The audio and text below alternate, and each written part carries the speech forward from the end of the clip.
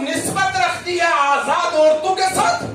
یعنی آزاد عورتوں میں اور غلام عورتوں میں فرق یہ ہے, آزاد عورتوں میں اور غلام عورتوں میں فرق یہ ہے, باعزت عورت اور بے عزت عورت میں فرق یہ ہے کہ باعزت عورت باپردہ ہوتی ہے اور لقائی والی کیا ہوتی ہے, اس کا پردہ ہاف ہوتا ہے. یہ کس کا حکم؟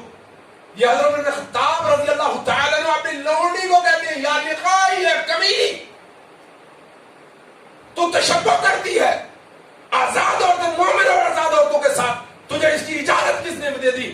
تو اس طریقے سے پردہ کر کے نہیں آ سکتی ہے. اس سے تشبہ لاحق ہوتی ہے کہ تم مومن آزاد عورت ہے. آزاد عورتوں کا کام یہ تھا وہ پردہ ہوا کرتی تھی, اور غلام عورتوں کا کام یہ تھا کہ وہ بے پردہ ہوا کرتی تھی. آج مسلمانوں, ہم اپنے جو ہے گرمان میں جھانکیں, ہم خود اپنے جو ہے محاسبہ کریں, اپنے گھر کا محاسبہ کریں, اپنی عورتوں کا محاسبہ کریں, اپنے نظام کا محاسبہ کریں. اللہ کی قسم کھا کے کہتا ہوں, اسلام کی مخالفت کے اندر اس وقت کہا جا رہا ہے کہ نہیں بھائی, اسلام عورت کو اجازت نہیں دیتا ہے, اسلام عورت پر ظلم کرتا ہے. مرے مولوی تو یہ نسی نظام کے ہوتے ہیں, یہ بہت سخت ہوتے ہیں, کم ظرف ہوتے ہیں, ان کو دنیا کا پتہ ہی نہیں ہے, یہ جانتے ہی نہیں ہے. اس لیے ان بڑے طبقے کو جو تمہارا مینار کی حیثیت رکھتا تھا, جو معراج کی حیثیت رکھتا تھا, جو منبر و محراب کی حیثیت رکھتا تھا, جو تمہارے لیے ہر طریقے کی بیماری کا علاج کرنے والا طبقہ تھا, اس کو ملا اور مولوی اور گرے ہوئے لفظ سے جو ہے بات کیا کرتا جاتا ہے. یہاں تک کہ تمہارا داڑھی والا شاعر بھی اگر کہیں کہے, وہ گیلانی ایک پاکستانی ہے, وہ جب گاتا ہے کہتا ہے, تو مجھے میری ٹوپی اور داڑھی کے اندر ملا مت سمجھ, میرا لفافہ اور ہے مضمون اور. یہاں تک آ گیا تمہارے اندر کہ تم اس حولیہ نبوی کو ایک لفافے کی حیثیت دینے لگ گئے, اور اس کو سنت نبوی سے اللہ کی قسم تعمیر نہیں کر رہے ہو. یہ امت مسلمہ کی تنزلی کا بڑا سبب ہے, یہ امت مسلمہ کی تنزلی کا بہت بڑا سبب ہے. آپ مجھے ہزاروں مرتبہ برا کہیں, مجھے اس سے پرواہ نہیں ہے, لیکن پرواہ یہ ہے کہ نبی علیہ السلام کے حولیے کا مذاق اڑانے والے کو ہم مومن نہیں سکتے, ہم مسلمان نہیں سکتے. میں آپ کو بات کہہ رہا تھا, تیسری جس کے اندر اللہ نے ان کی موافقت فرمائی, اللہ اکبر, وہ بدر کے قیدیوں کے متعلق تھی. بدر کے قیدیوں, جب بدر کے قیدی قید ہو کر آ گئے اور قیدی پہنچ گئے, یہ مسلم شریف کی روایت ہے. حافظ حماد بن کثیر رضی اللہ رحمہ اللہ نے اپنی کتاب تفسیر ابن کثیر کے اندر اس کو نقل فرمایا ہے. علامہ بیضاوی نے اپنی تفسیر کے اندر اس کو نقل فرمایا ہے, اور اسی طریقے سے جلال الدین سیوطی رحمہ اللہ نے اپنی کتاب کے اندر اس کو جو ہے پوری طریقے سے نقل فرمایا ہے.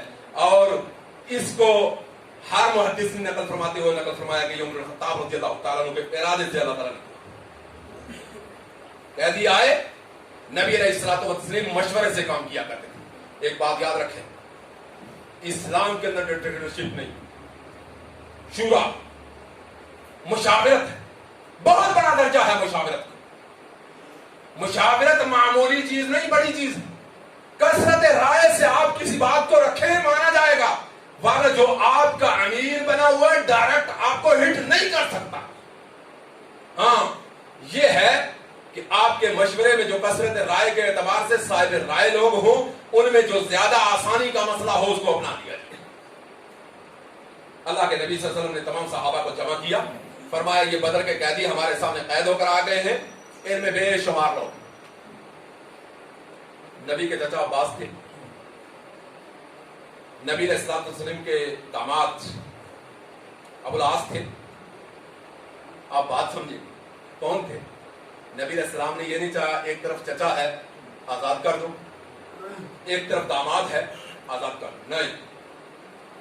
بلایا اور کہا بھائی دیکھو کیا مشورہ ہے تم لوگوں کا ان قیدیوں کے متعلق.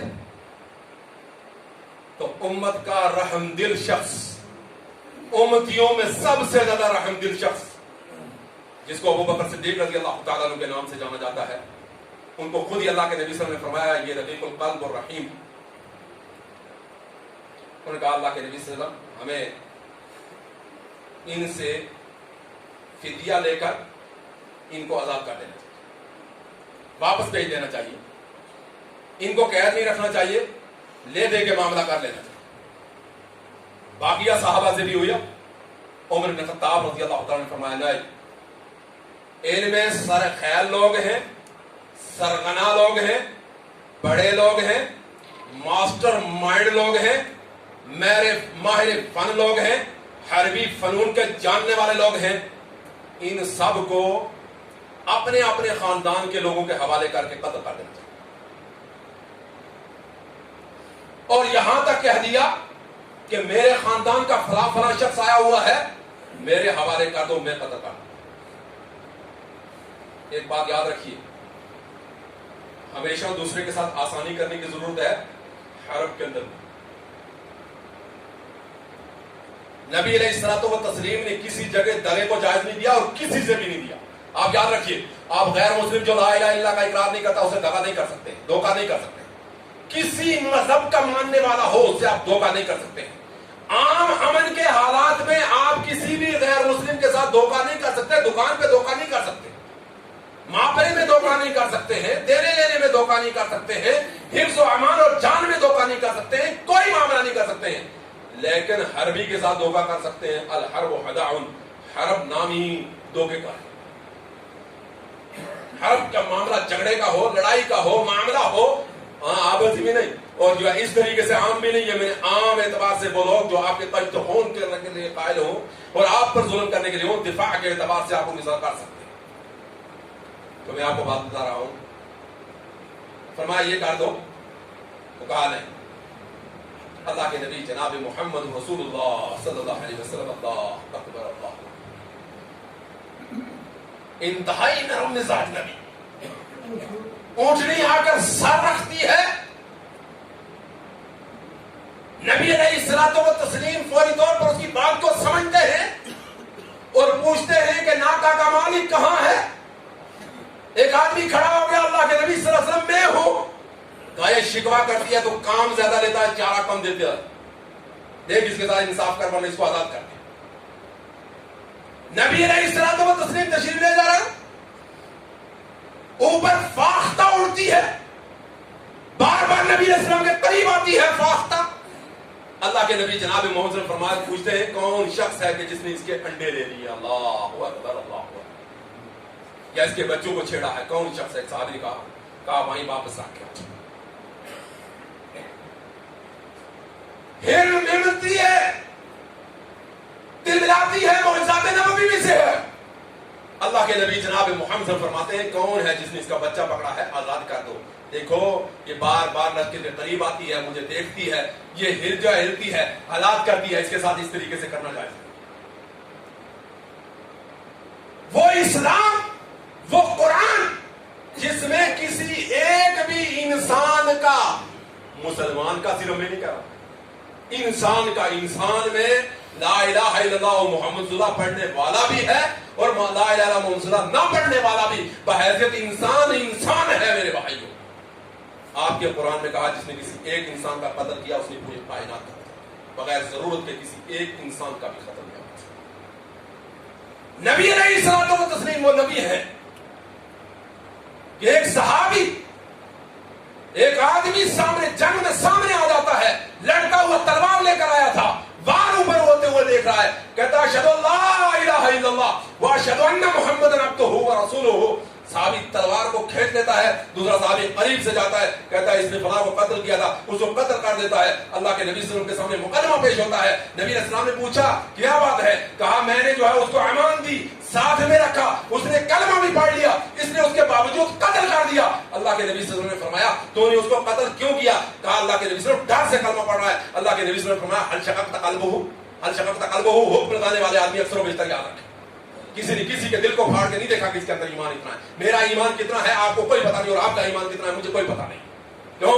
आपका ईमान सिर्फ आपके जाहिर के अंदर मौजूद नहीं होता है, ये आप याद रखें, ईमानी जज्बा के अंदर की हरारत का नाम होता है। वो जज्बा इल्मुद्दीन गाजी के अंदर अलग तरीके का था, सनाउल्लाह मरसरी के अंदर अलग तरीके का था।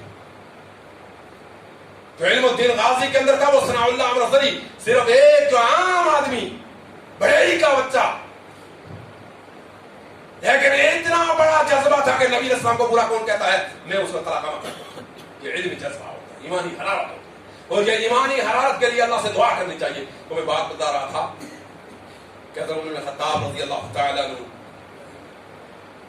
جو حکم کہا تو اللہ کے نبی صلی اللہ علیہ وسلم کہہ رہے نہیں مجھے یہ منظور نہیں, مجھے یہ منظور ہے کہ دیت لی جائے اور چھوڑ دیا جائے. دیت لی, فدیہ لیا, فدیہ لینے کے بعد دیت لی, فدیہ لیا, فدیہ لینے کے بعد معاوضہ لیا, معاوضہ لینے کے بعد اللہ کے نبی صلی اللہ علیہ وسلم نے سب کو رہا کر دیا. اور اسی رہا میں ایک عام بات بتانے لگا ہوں. سپہ سالار اعظم کیسے تھے, تمہارے ہادی کیسے تھے, رہبر کیسے تھے, رہنما کیسے تھے, مقتدا کیسے تھے, رسول کیسے تھے, اور جو ہے کیا نظام تھا اللہ کے نبی صلی اللہ علیہ وسلم کا.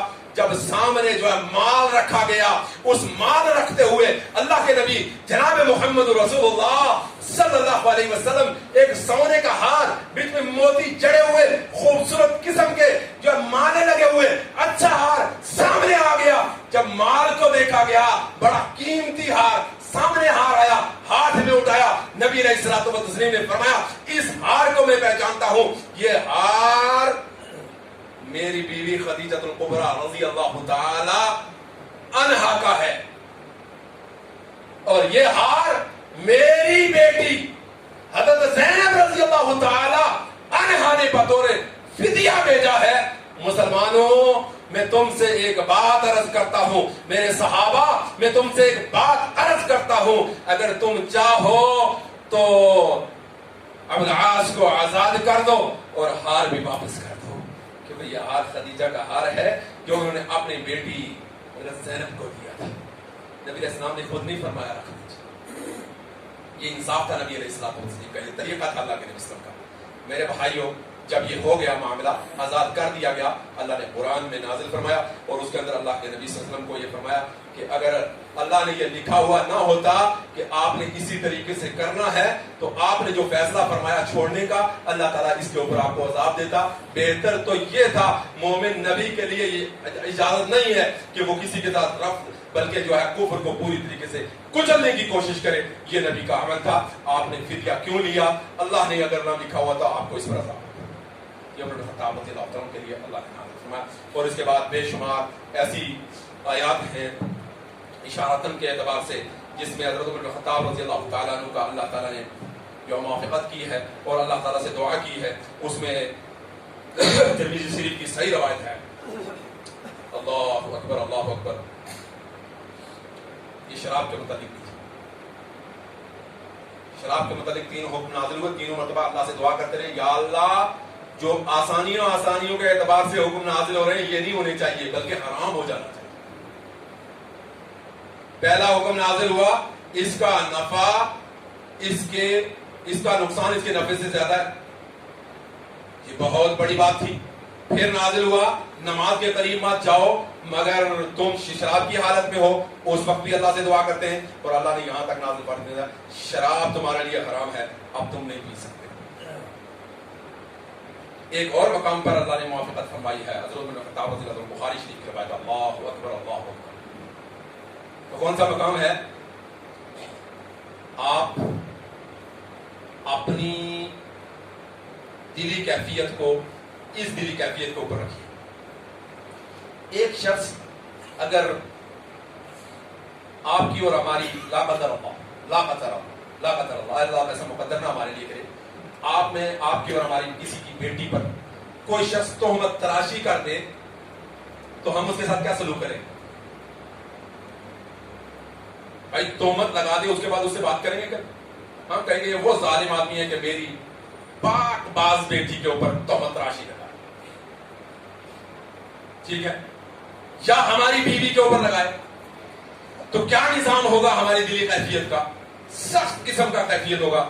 حضرت ابو بکر صدیق رضی اللہ عنہ کا عائشہ پر جب تہمت لگی تھی تو سخت ہوا تھا. انہوں نے ایک صحابی کی کفالت کرتے تھے, آپ نے جو ہے نزدیکی رشتہ دار کی منع کر دیا. قرآن نے نازل فرمایا تم جو ایسا نہیں کر سکتے ہو. بعد میں انہوں نے اپنے ارادے کو چینج کر دیا اور کفالت فرماتے رہے. یہ ہمارے لیے نمونے کی حیثیت ہے کہ دل ہمارے نرم ہونے چاہیے اپنے رشتہ داروں کے لیے. اور اللہ کے نبی جناب محمد صلی اللہ علیہ وسلم کی بیوی پر جو تہمت لگانے کا اثر آیا اور نبی علیہ السلام کو جو برا کہا اور کئی مقام پر برا کہا, وہ ابی بن سلول نے کہا. ان کا نام تھا عبداللہ بن ابی بن سلول. عبداللہ بن ابی بن سلول. آپ یاد رکھیے پہلے عبداللہ صحابی اور دوسرے عبداللہ رئیس المنافق. دوسرے عبداللہ جو نا ابن سلول جس کو کہتے ہیں ابی بن سلول, جس کو ابی بن سلول کہتے ہیں, یہ رئیس المنافقین میں سے ایک تھا جس کا نام عبداللہ تھا. عبداللہ نام تھا. یہ مفاد پا جاتا ہے. ہمارے ہاں تو یہ رواج نہیں ہے کہ باپ کا نام بھی کوئی ہو اور بیٹے کا نام بھی کوئی ہو. ہم تو اور طریقے سے آپ نام رکھنے لگے. اب نام کے معنی پہ غور ہی نہیں کیا جاتا. کبھی نام کے معنی پہ غور نہیں کیا جاتا کہ میرے بیٹے کا نام کیا ہے. سیدھا نام رکھنا مقصد ہوتا ہے. بس نام رکھنا ہے. جی کیا نام ہے؟ تیرے نام کے ساتھ نام جڑ بھی رہا ہے کہ نہیں جڑ رہا ہے. ایک ٹرینڈ بن گیا ہے پوری طریقے سے میرے نام کے ساتھ نام جڑ جانا چاہیے. پر کیسے جڑے, صحیح ہے کہ غلط ہے, کبھی پوچھتے ہی نہیں ہے کسی سے جا کر. اب جب یہاں نکالو پوچھو کیا نام ہے, کہا نام یہ ہے, تو پھر بھائی یہ تو نام غلط ہو جاتا ہے. آپ کا نام, یہ نام جو آپ نے ساتھ میں جوڑا ہے تو یہ بھائی غلط ہے, کیونکہ معنی کے اعتبار سے غلط ہے. شرک لاحق ہوتا ہے, تو آپ شرک لاحق ہوتا ہے تو اس کو بدلیے آپ. تو اب یہ مسئلہ ہے کیونکہ ہم پوچھتے نہیں, اور اس دور میں, اس علمی دور کے اندر بھی ہم نام سوچ سمجھ کے اپنی اولاد کا نہیں کرتے. تو میرے بھائیوں, عبداللہ کا باپ عبداللہ رئیس المنافق تھا. رئیس المنافق یہ بیمار ہوا, وفات پا گیا. یہ عبداللہ آگے کھڑا ہوا, اشک بہار تھا کیونکہ باپ تھا.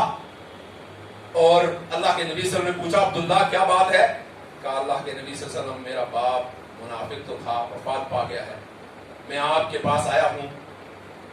میں سمجھتا ہوں میرے باپ کا انجام کیا ہے, لیکن اگر آپ ایک رحم فرمائیں, اپنا جبہ مبارک مجھے دے دیں, اپنا جبہ مبارک مجھے دے دیں کہ آپ کے کرتا مبارک کے اندر میں اس کو کفنا دوں. آپ کے کرتا مبارک کے اندر میں کفنا دوں. اللہ کے نبی جناب محمد رسول اللہ صلی اللہ علیہ وسلم نے اپنا جبہ اتار دے دیں, کفرائی, کوئی بات. کفرانے کے بعد دوبارہ آیا, عرض کرتا اللہ کے نبی صلی اللہ علیہ وسلم اگر آپ میرے باپ کا جنازہ پڑھا دیں تو آپ کا کیا بگڑ جائے گا؟ اللہ کے نبی صلی اللہ علیہ وسلم نے فرمایا عبداللہ چلو تیاری کرو, میں جنازہ پڑھاؤں گا, میں جنازہ پڑھاؤں گا. اللہ کے نبی صلی اللہ علیہ وسلم اٹھے اور تشریف لے چلے, نکلنے لگے. مجلس میں حضرت عمر بن خطاب رضی اللہ تعالی عنہ موجود تھے. آپ نے آپ کا جوبہ پکڑ لیا, کہا اللہ کے نبی صلی اللہ علیہ وسلم سب کچھ ہو سکتا ہے لیکن ابن ابی کا آپ جنازہ نہیں پڑھا سکتے. رئیس المنافق تھا, گالیاں دی تھیں, اما عائشہ پہ تہمت لگائی تھی, بہت برا آدمی تھا, ہمیشہ آپ کو تکلیف پہنچائی ہے, اسلام کو تکلیف پہنچائی ہے, اسلام کے خلاف ہمیشہ کھڑا ہوا ہے. اللہ کے نبی صلی اللہ علیہ وسلم نے فرمایا نہیں, مجھے پڑھانا ہے, میں پڑھانے کے لیے جاؤں. کہا اللہ نے آپ کو منع کیا ہے اور کہا ہے کہ آپ اس کے لیے استغفار کریں یا استغفار نہ کریں. آپ استغفار کریں, اگر آپ 70 مرتبہ بھی دعا مانگے میں قبول کرنے والا نہیں. اللہ نے یہ فرمایا ہے. کہا مجھے اللہ نے خیار دیا ہے بھائی کہ میں اس کے لیے دعا کروں کہ دعا نہ کروں, اب میری مرضی ہے نا میں دعا کروں. اللہ نے کہا ہے کہ 70 مرتبہ بھی دعا کرے قبول نہیں کروں گا تو میں 71 مرتبہ کروں گا نا. ایسا کوئی رحیم ہے, ایسا کوئی رحیم ہم میں سے ہو سکتا ہے, ایسا دل ہمارا ہو سکتا ہے. اور اللہ کے نبی صلی اللہ علیہ وسلم نے نماز جنازہ پڑھائی, بخاری شریف میں روایت موجود ہے. نماز پڑھائی اللہ کے نبی صلی اللہ علیہ وسلم نے. اللہ نے قرآن میں نازل کیا کہ آج کے بعد آپ کسی بھی مشرک کا, کسی بھی منافق کا آپ نماز